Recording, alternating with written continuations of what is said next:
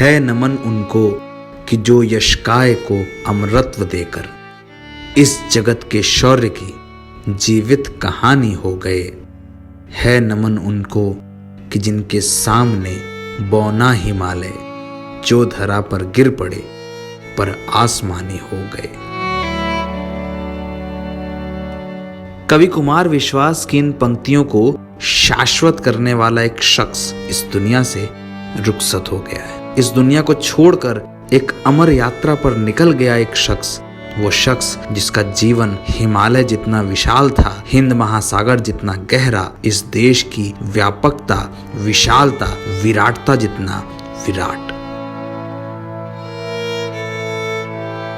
तमिलनाडु के हादसे में जनरल विपिन रावत का असामयिक निधन हो गया। हादसे की तमाम खबरों के बीच सारे देश की निगाहें नीलगिरी पर्वत की उस शिरा पर टिकी रहीं जहां पर आखिरी बार जनरल रावत के चॉपर ने उड़ान भरी थी।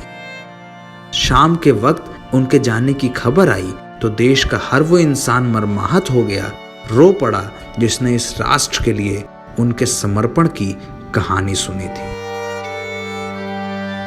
गढ़वाल के एक सामान्य से गांव से निकलकर रायसीना के सबसे ऊंचे सैन्य ओहदे तक पहुंचने वाले जनरल रावत उस विभूति पुरुष की तरह जाने जाएंगे जिन्होंने भारत की सेनाओं को सशक्त करने, समन्वयित करने और देश की रक्षा के कर्तव्यों को पूरा करने के लिए अपना पूरा जीवन दे दिया।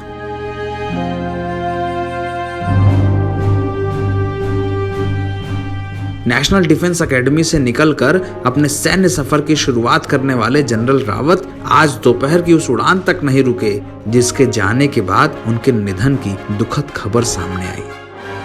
वो चलते रहे एक अभूतपूर्व यात्रा पर, गोरखा राइफल्स के उस जवान के रूप में, फिर चाहे ओहदे कितने बड़े हुए हों। जनरल रावत सीमाओं पर पहुंचे तो जवानों का साहस बढ़ाया, अपने गांव पहुंचे तो लोगों का बेटा बनकर उनकी जिम्मेदारी उठाई, दिल्ली से पाकिस्तान के सरपरस्तों को सीधा जवाब दिया, सीधी भाषा में बताया ये नया हिंदुस्तान है, हिंदुस्तान पर उठी हर आंख निकाल ली जाएगी। स्वॉर्ड ऑफ ऑनर से लेकर परम विशिष्ट सेवा मेडल तक 11 गोरखा राइफल्स से देश के पहले चीफ ऑफ डिफेंस स्टाफ तक, गढ़वाल के गांव से लेकर कश्मीर के कुपवाड़ा के ऊंचे पहाड़ों तक जनरल रावत ने इतना विशाल जीवन जिया कि वो हर सैन्य कर्मी के लिए एक प्रेरणा पुरुष बनकर मिसाल बने।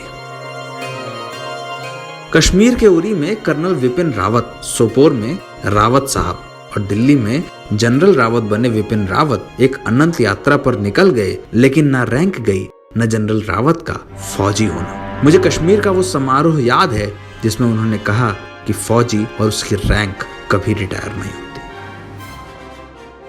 जनरल रावत हमेशा याद किए जाएंगे उस शूरवीर की तरह जिसने पुलवामा के हमले के बाद पाकिस्तान को विध्वंस की भाषा में जवाब दिया। जनरल रावत याद किए जाएंगे उस शख्स की तरह जिसने पुलवामा के हमले के बाद से चीन की सीमाओं की साजिशों तक हर बार दुश्मनों को जवाब दिया। उनकी ही भाषा में जनरल रावत ने अपने पूरे जीवन से सिर्फ एक बात सिखाई कि देश का फर्ज इस दुनिया के हर फर्ज से बड़ा है। जनरल रावत का निधन देश के लिए एक अपूरणीय क्षति है, एक ऐसी कमी जो शायद पूरी ना हो, लेकिन वो तो फौजी हैं। फौजी मुल्क की हिफाजत का कर्तव्य हमेशा उठाता है, दुनिया चाहे कोई भी हो, इस दुनिया में चाहे उस दुनिया में। जनरल रावत को नवभारत टाइम्स ऑनलाइन की अशेष श्रद्धांजलि।